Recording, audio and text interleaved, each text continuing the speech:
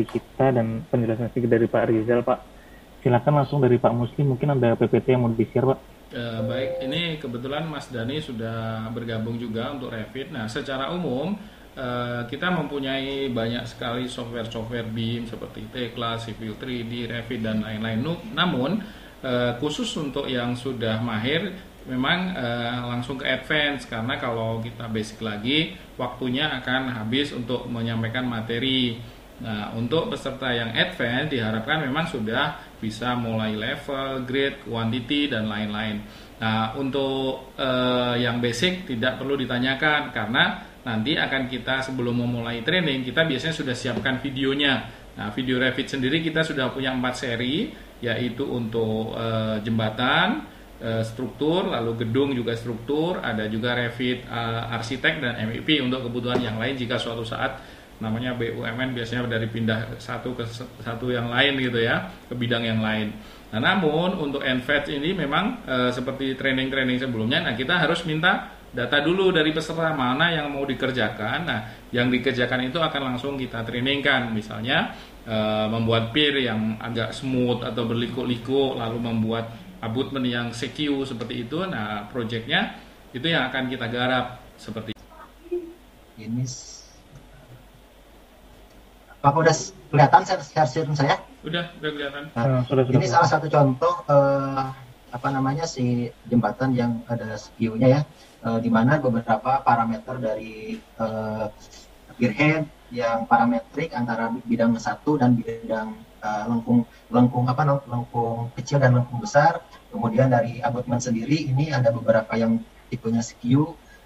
Nanti pembentukannya seperti ini. Yang sering dihadapi permasalahan di teman-teman pada saat mendeliver outputnya biasanya sih pada saat pembuatan soft drawing. Kadang-kadang banyak sekali si pengaturan view yang perlu diatur gitu untuk menghasilkan gambar yang baik. Seperti yang saya contohkan, mungkin ini salah satu proyek di BUMN Karya ya.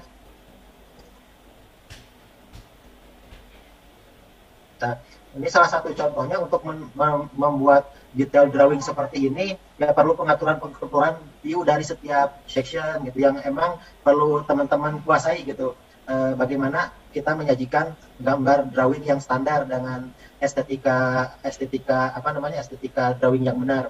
Jadi itu sih yang sering teman-teman terjadi permasalahan gitu. Kalau untuk pemodelannya sendiri, baik dari misalkan ada skew yang harus parametrik, nanti pun ya kami bisa bantu membuatkan bagaimana membuat parameter suatu model yang parametrik, terus bagaimana nanti metode dalam pembuatan rebar di model yang parametrik seperti itu bisa sih. Gitu. Contohnya mungkin yang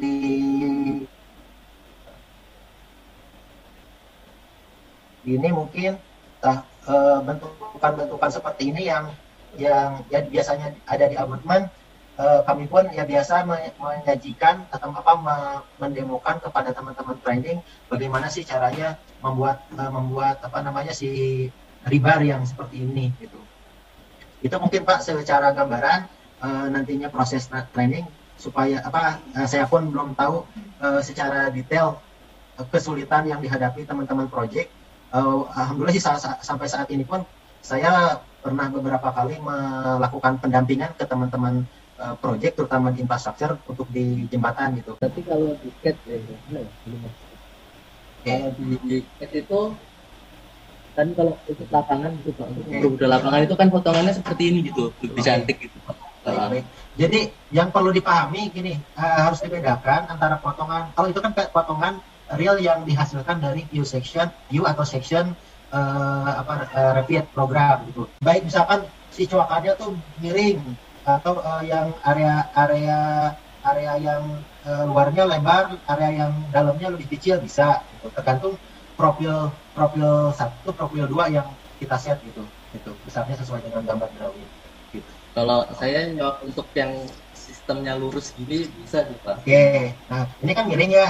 Kalau yang miring, ini belum bisa. Ini sisi miring nanti menggunakan blends, nggak pakai extrude apa namanya, nggak pakai Ya, extrude gitu ya. nggak pakai extrude ya, Bu, ya. Ya, Itu itu di sih. sisi ini yang agak sulit karena dia kan naik terus segitiga juga bentuk atasnya itu. Ya, oke. Agak rumit juga emang bangunannya ini ya. Saya juga baru lihat ada pier di coak-coak itu.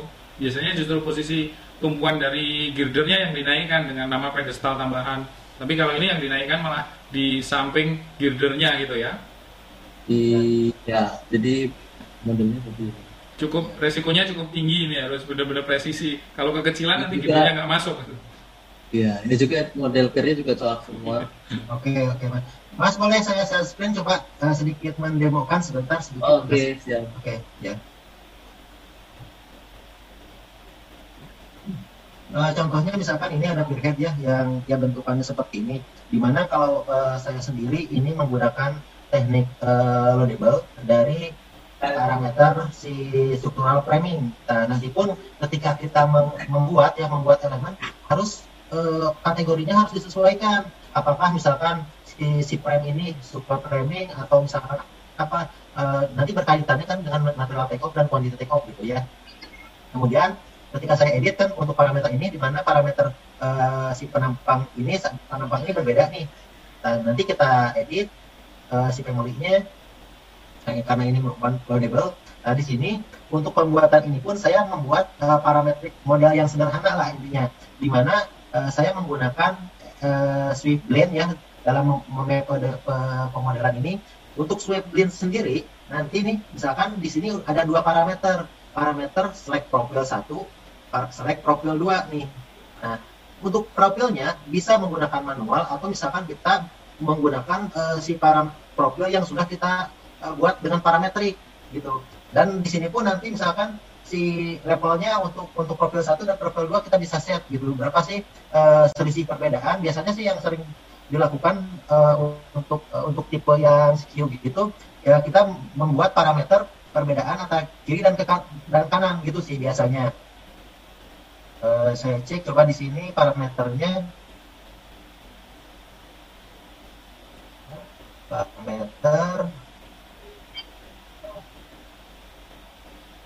Oh, ini belum menggunakan parameter. Biasanya seperti itu. Kemudian di sini pun nanti kalau misalkan Mas nih something misalkan mau mencoak di bidang ini harus bikin parameter juga gitu. Di sini ada di tipe pemodelannya ya. Ada di grid. Nah, ini untuk memotong. Nanti kalau misalkan perbedaan si penampang 1 dan 2 itu berbeda, nanti pakainya yang point sweep blend itu Mas. Gitu. Nanti caranya Mas bikin dulu misalkan di area ini nih si coakannya. Kita set dulu, set decline, kemudian kita arahkan misalkan di sini nih si bidang pemotongnya. Kita create dulu si profilnya.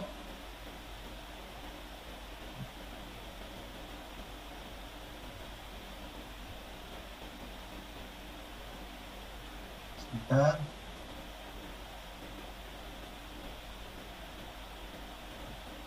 Misalkan ke arah sini ya. Nah, di sini kan jadi dua parameter nih. Karena ini miring, nanti ngikutin juga sesuai dengan set walk plan area gitu ya. Kemudian tinggal kita bikin parameter profilnya. Parameter profil ini kita bisa bikin sketch, misalkan bulat lah kayak gini. Segi segmen ya, segmented. Kemudian ya bulat. Sebentar. Nah, kita select profil 2.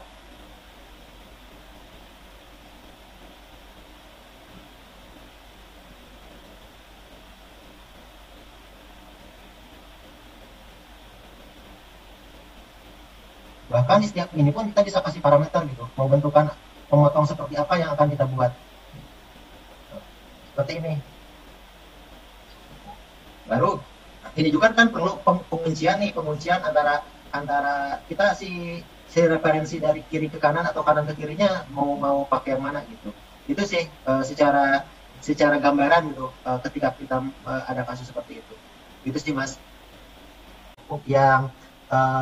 Yang 90 derajat nanti jadi parameter apa gitu. Biasanya kan ada parameter A atau C gitu ya ininya tuh. Nah, nanti kita tahu dulu ngesetnya tuh setiap image ya di sini Mas gitu. Nah, gitu. Saya untuk setiap saya udah punya ini untuk setiap parameter. Kalau saya lihat sendiri kan di sini nih untuk kebetulan kecil nih hurufnya, parameternya di sini A sama G. Nanti pun untuk keluarnya saya kembali ke yang tadi ya.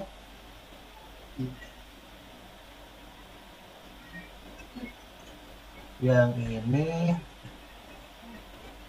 saat ini kan parameternya A dan G. Nanti pun keluarannya di sini nih B-nya berapa, A-nya berapa nih, sama yang G gitu. Kalau yang parameter-parameter yang lain nggak ada tuh, seperti itu. Itu sih setiap image-nya ini nanti kita set terhadap family-nya gitu.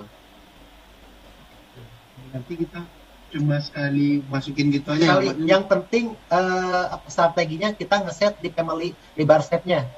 Apapun misalkan kan untuk rebar step tuh ada sekitar 30-an lah ya yang standar tuh. Nah, nanti setiap itunya kita harus set dulu itunya supaya gampang.